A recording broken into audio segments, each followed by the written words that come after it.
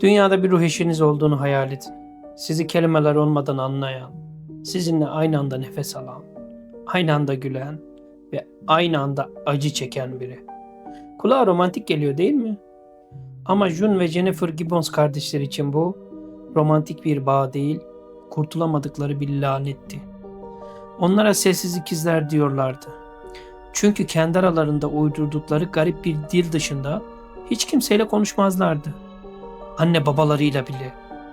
Hareketleri o kadar senkronizeydi ki biri elini kaldırdığında diğeri de kaldırıyor, biri düştüğünde diğeri de acı içinde yere yığılıyordu.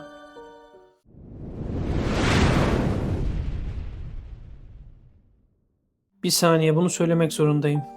Düşünsenize, tuvalete bile aynı anda gitmek zorundasınız.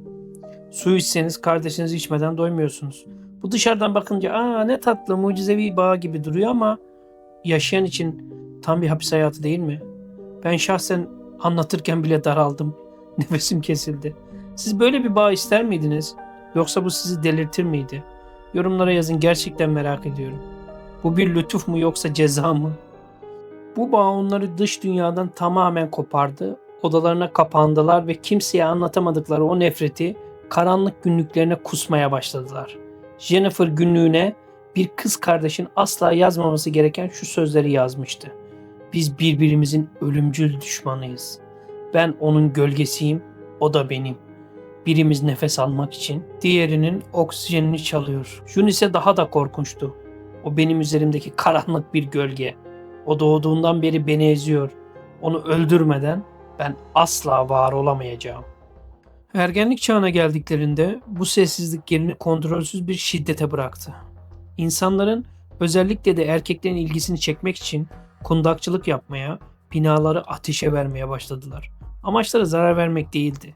Amaçları biz buradayız, bizi görün diye sessiz bir çığlık atmaktı. Polis onları yakaladığında hiçbir pişmanlık belirtisi göstermediler. Sadece birbirlerine bakıp gülümsüyorlardı. Mahkeme onların normal bir hapishanede tutulamayacağına karar verdi ve onları İngiltere'nin en korkunç, en güvenlikli akıl hastanesine, Broadmoor'a gönderdi. 11 yıl, dile kolay arkadaşlar, resmen bir ömür. Sırf konuşmuyorlar veya birkaç yeri yaktılar diye ülkenin en ağır akıl hastanesine katillerin arasına tıkılıyorlar. Oradaki ilaçlar insanı zombiye çevirir, beyninizi eritir. Bence o hastane onları iyileştirmedi. Aksine deliliklerini besledi. Çünkü o soğuk duvarlar arasında sığınacak başka kimseleri yoktu. Yani sistemi mi suçlasak, kaderimi bilemedim. Ama o hastanede yaşadıkları şey onları insanlıktan çıkardı kesinlikle. Hastanede tam 11 yıl geçirdiler. Doktorlar onları ayırmaya çalıştı. Farklı koridorlara, farklı hücrelere koydular. Ama hemşireler gördükleri karşısında dehşet içindeydi. Çünkü kızlar aralarında kilometrelerce mesafe olsa bile aynı anda donup kalıyor, aynı anda yemek yiyor ve aynı anda gülme krizine giriyorlardı. Sanki aralarında görünmez bir Wi-Fi hattı vardı. Birinin hissettiği acıyı diğeri hücresinde çığlık atarak yaşıyordu. Ve sonunda bu acıya bir son vermek için karanlık bir anlaşma yaptılar. Jennifer, gazeteci Marjorie Wallace'a bir mektup yazdı. Mektupta şöyle diyordu: Marjorie, ben öleceğim. Çünkü karar verdik.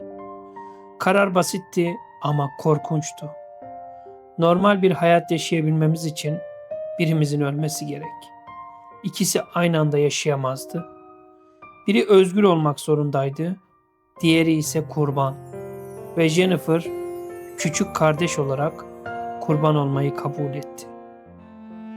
1993 yılında başka bir hastaneye nakledilecekleri gün otobüse bindiler. Jennifer, June'un omzuna yaslandı, gözlerini kapattı ve fısıldadı. Sonunda çıkıyoruz. Hastaneden çıktıkları an Jennifer aniden June'un kucağına yığıldı ve oracıkta sessizce hayatını kaybetti. Otopsi yapıldı, vücudunda hiçbir zehir yoktu, darbe yoktu, hastalık yoktu. Kalbi sadece durmaya karar vermişti. Tıpkı söz verdikleri gibi. Ya bence akıl alır gibi değil. Kadın resmen sıra bende dedi, vücuduna kapat komutunu verdi ve öldü. Tıpta bunun bir açıklaması yok. Akut miyokardit dediler ama sebep yok. Ve işin daha garibi ne biliyor musunuz? Jun'un tepkisi.